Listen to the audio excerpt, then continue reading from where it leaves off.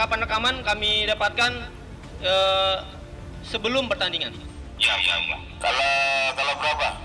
Indonesia khusus, lagi juga.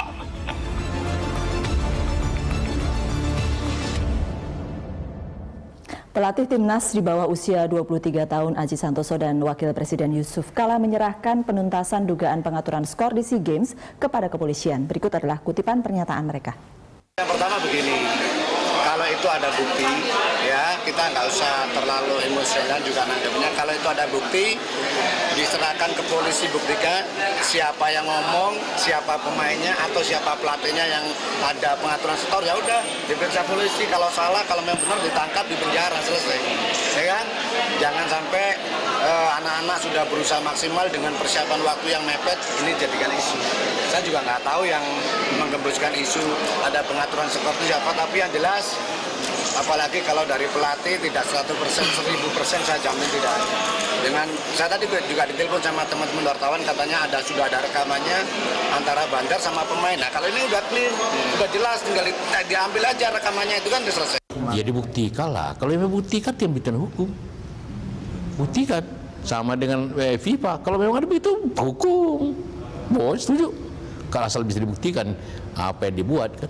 Anda kembali bersama The Headlines dan kini telah bergabung bersama kami Gatot Dewa Broto, Deputi 5 dari Kemenpora. Selamat datang Mas Gatot, terima kasih sudah di The Headlines. Iya, tadi kita sudah bicara soal kalau tuduhan ini berlangsung kan, kalau tidak dibuktikan, kalau tidak dibuka lebih lanjut, kasihan mereka yang dituduh juga, kasihan pemain, kasihan pelatih, kasihan ya yang disebut-sebut. Kemenpora melihat. Ya, yang pertama tentu saja sejauh ini kami masih tidak percaya dengan kejadian bahwa tim 23 kemarin Timnas pada saat khusus yang game, itu tidak khusus percaya. Itu tidak percaya karena ibaratnya mereka sudah jatuh tertimpa tangga, ya. Tentu saja itu harus ada clear nanti, entah itu rehabilitasi atau whatsoever namanya gitu, karena mereka tentu saja sangat merasa dizolimi ya. Kemudian tadi yang dikatakan Mas Aji juga betul. Jadi kalau dia melakukan bantahan tidak tahu, nah ini boleh saya buka sedikit ya, ada yang pernah kami alami.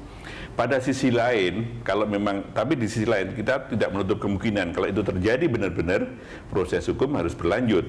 Karena yang namanya match fixing itu diatur di dalam FIFA, itu dilarang. Itu tujuan FIFA diantaranya masalah match fixing. Nah, kami di tim 9, tepatnya tanggal 4 Maret 2015, itu pernah kedatangan seseorang yang kalau dalam bahasa bola namanya runner.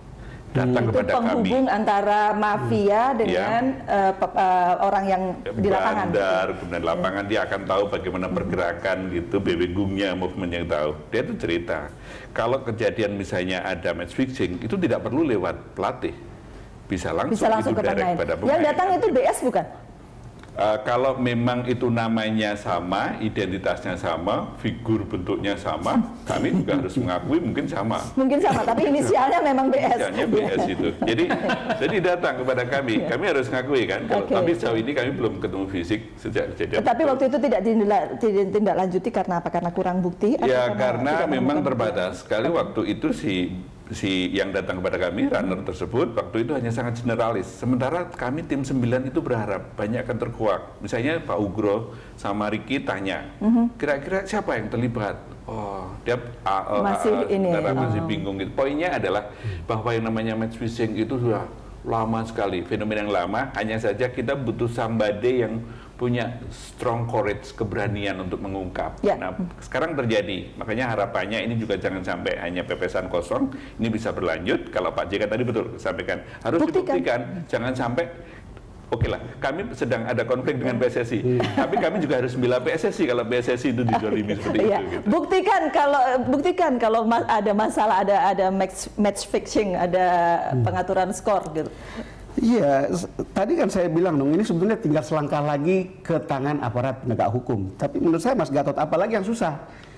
Kita tidak perlu ribut satu sama lain, udah polisi jalan. Udah, nanti kemudian dari situ proses selanjutnya. Tapi itu sudah harus ada jalannya. Karena kalau tidak, menurut saya ini juga bagian dari ribut-ribut pinggiran dari persoalan mafia bola ini gitu. Dan kita tidak akan kemana-mana. Kan sebagai rakyat saya juga merasa ada dana APBN yang ada di sana. Kan itu bisa gitu. Artinya adalah alasan, dan sekarang menurut saya tinggal action misalnya dari Kemenpora atau PSSI atau siapapun lah yang berkepentingan untuk bawa itu ke sana. Sudah ada laporan ke polisi sebenarnya kan kemarin? Ya ada contoh Yohan Ibo, ada laporan, nggak ada bukti, selesai. Polisi tidak mau. Kenapa Mas Bas menduga-duga bahwa ini juga akan cepat selesai? Bisa terjadi. Makanya harus hati-hati ya. Itu benar komentar itu, jangan serampangan melontarkan tuduhan ya. Belum tentu orang itu bersalah. Di lain pihak memang kita boleh dong curiga kok 5-0 2 kali berturut-turut, something was terribly wrong. Ya, kita nggak pernah kalah sejauh itu, sebesar itu. Tapi jadi, pernah 6-0, ya, pernah 6-0, pernah 10-0. Sama Thailand terakhir 5-0 tahun 85 SEA Games, saya meliput waktu itu. Setelah itu nggak pernah kejadian kalah 5-0. Ini bukan hanya lawan Thailand, Vietnam juga 10-0 tanpa balas. Terus terang, saya sebagai reporter sepak bola curiga. Boleh dong curiga. Mas Tommy. Ya, soal Yohan Ibo. Hukum sepak bola adalah menyangkut anggotanya. Terkait Yohan Ibo, saat kejadian hari ini kita cek bahwa dia tidak terdaftar sebagai member klub manapun. Jadi kami PSSI tidak bisa menghukum dia secara hukum sepak bola. Kerjasama PSSI dengan kemudian pihak kepolisian? Ya, dia harus dengan pihak kepolisian. Kalau boleh saya sampaikan, sebetulnya ini bagian dari investigasi walaupun saya tidak terlibat. Bahwa bukti harusnya waktu itu dibiarkan ada dulu bukti uangnya. Waktu itu belum sampai kejadian suap, itu persoalannya. Jadi kemudian ada batasan dalam hukum positif, saya bukan pengamat hukum juga, katanya penahanannya kan juga ada batas, sehingga kemudian dilepas oleh kepolisian. Nah itu yang sangat disayangkan, itu yang saya bilang bahwa investigasi match fixing harus dilakukan secara operasi intelijen. Tapi yang inilah, kita balik lagi ke kemarin. Kalau bandarnya ada di luar ya, ada di luar negeri. Kita balik yang ke preskon kemarin itu kan, ini yang soal Indonesia melawan Vietnam dan Indonesia melawan Thailand itu kan sudah kejadian, sudah selesai gitu. Terkait curiganya boleh, tetapi jelas harus ada pembuktian supaya jangan jadi hanya penyudutan tertentu. Karena bagaimanapun tuduhan sudah terlempar, kini tinggal harus dibuktikan. Kalau Mas Bas tadi mungkin agak khawatir jangan buktinya bisa susah dan kemudian agak nanti berhenti segera dan tidak terjadi apa-apa sesudahnya. Saya hanya ingin mengingatkan ada formulasi, ada metode di mana pemain pada masa-masa lalu mau mengaku. Jadi somehow, somewhere ada cara yang bisa dilakukan oleh, bukan hanya kepolisian loh, Menpora bisa melakukan. Tim transisi bisa, PSSI bisa, somehow orang-orang tersebut yang saya sebut tadi itu, pemain-pemain top, mengaku, ya saya disuap. Dia dihukum, bukan di pengadilan. Soal skor, saya mau jelaskan supaya tidak bias bagi pemirsa. Bukan mau bela juga bahwa skor 0-5 adalah skor yang buruk dalam kekalahan sepak bola.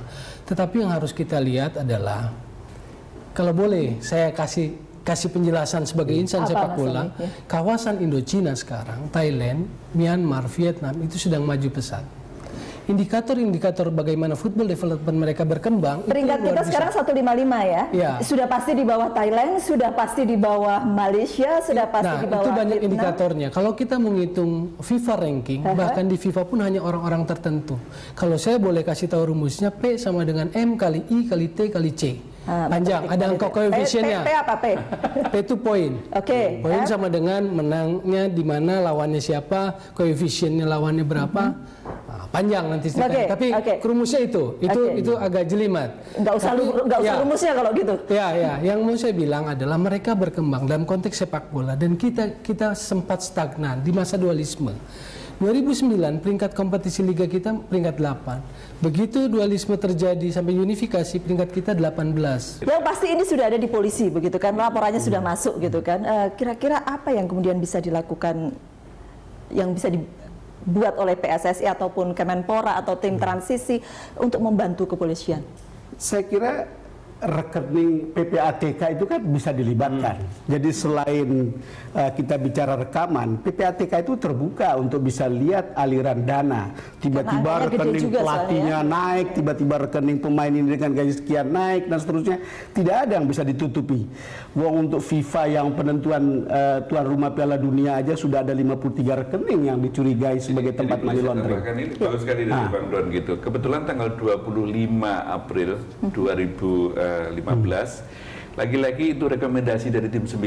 Tim 9 itu rekomendasinya dari 9 rekomendasi, satu diantaranya adalah harus ada MOU antara Kemenpora sama PPATK. Karena sebelumnya, waktu orang PPATK diundang ke tim 9, boleh nggak kami minta tahu pemain ini ada match fixing itu? Nggak bisa Pak. Seorang sekelas setinggi Pak Imam Nahrawi tetap dianggap rakyat biasa. Yang bisa dilakukan apa? MOU. Nah, kami sudah ada perangkatnya. Jadi saran atau kritik dari Bang Don tadi bagus. Maksud hanya cuma MOU saja. Sekarang tinggal pelaksanaan saja. Oke. Ya kalau itu posisinya mungkin kita bisa boleh berharap kasus ini cepat terkuak gitu. Ya mestinya kan kalau tadi Mas Bas bilang atau Mas Misrawi bilang bahwa ini ada pelatih yang sama dengan skor yang besar tahun sekian. Ini kan prasangka yang layak dicari tahu lebih dalam. Tapi bukan berarti kemudian mesti menuduh gitu ya. Tidak harus menuduh, tetapi kan daripada ribut terus-menerus di luaran, taruh aja di atas meja pengadilan. Saya di situ, Mas. Nanti di situ akan dibuktikan ini ada atau tidak, supaya saya juga tidak bingung sebagai rakyat nonton bola kita kok cuma segini gitu. Karena ini kan pesta rakyat sebetulnya. Kita ributin ini karena hampir semua orang ingin nonton sepak bola. Bang Dan sebagai penggemar bola soalnya. Iya. Jangan-jangan nonton lagi. Pemain-pemain itu memakai bendera putih dan Garuda. Iya, itu lebih nama kita loh itu. Tidak main-main begitu ya. Kita break dulu, kita akan lanjutkan nanti ya. Kami akan kembali untuk Anda sesaat lagi.